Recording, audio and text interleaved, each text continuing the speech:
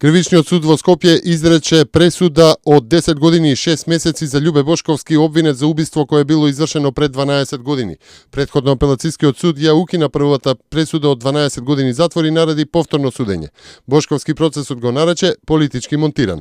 За случајот Ровер, освен Бошковски, осудени беа и странски државјани кои добија доживотни казни, кои и сега им беа потврдени за тројца, додека едниот од нив доби казна од 15 години затвор. Во случајот беа испитувани и полициски службеници, кои дел од нив беа ослободени од обвинувањата. Пред 12 години во скопската населба Капиштец беа убиени Маријан Тушевски и Киро Јанев. Обвинението го товареше Бошковски дека помагал да се изврши убиството на Тушевски.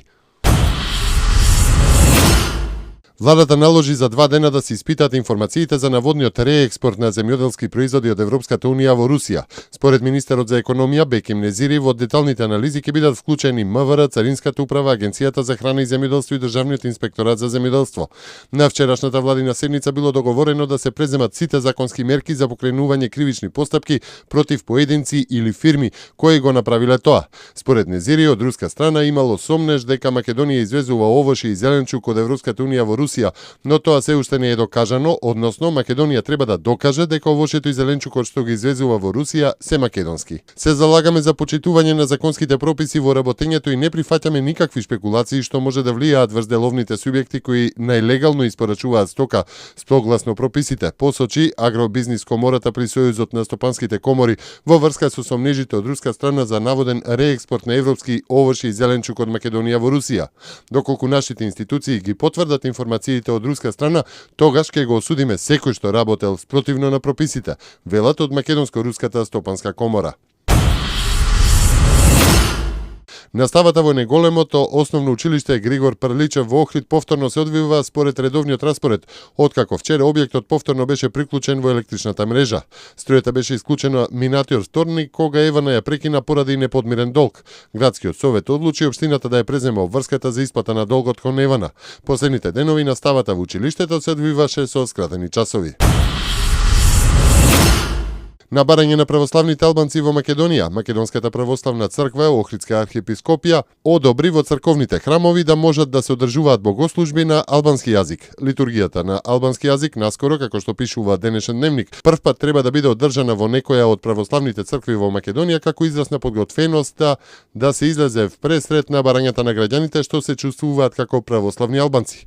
Првата богослужба ќе биде панихида во спомен на Кристо Багери, син на познатиот албански преродбеник Јосиф Багери. Обилните врнежи што ја зафатија Македонија предизвика излевање на реките во општина Куманово. Дирекцијата за заштита и спасување соопшти дека поради излевањето на Липковската река поплавен е дел од паркинг со возилата и пешачки објекти кои служат за пристап до стамбени објекти кај локалитетот Водовод.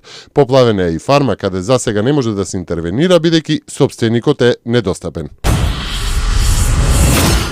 Неколкумина министри од владата на Бугарија престојуваат во Брисел во потрага по финансиска поддршка, соопшти бугарскиот премиер Бојко Борисов. Според бугарската БТА, Борисов најавил дека 5 до 6 министри ќе направат се што е можно да го спасат она што не може да се спаси. Европскиот омбудсман Емили Орейли почна своја истрага за тоа дали EULEX и EEAS ги преземале сите потребни мерки за да се истражат сомнежите за корупција и други неправилности во мисијата на Европската унија на Косово. Во документ од 14 ноември, објавен во весникот Кохадиторе, Орейли ги информирала во EEAS дека одлучила да ја реализира својата истрага по сомнежите на обвинителката на EULEX Марија Бамие во врска со корупцијата и земањето подкуп од страна на официјални представници од EULEX. Со зголемувањето на популарноста во речиси 40 земји, турските драмски телевизиски серии стана најважен извор на средства за економијата и инструмент за влијание на власта, наведува турскиот Хуриет Дели Њуз. Актерката пак Туба Бују Кустун е една од најпопуларните личности на Блискиот Исток. Неодамнешна студија покажа дека таа е меѓу најпознатите имиња во арапскиот свет, а куклите Барби со нејзиниот лик имаат колекционерска вредност во Русија.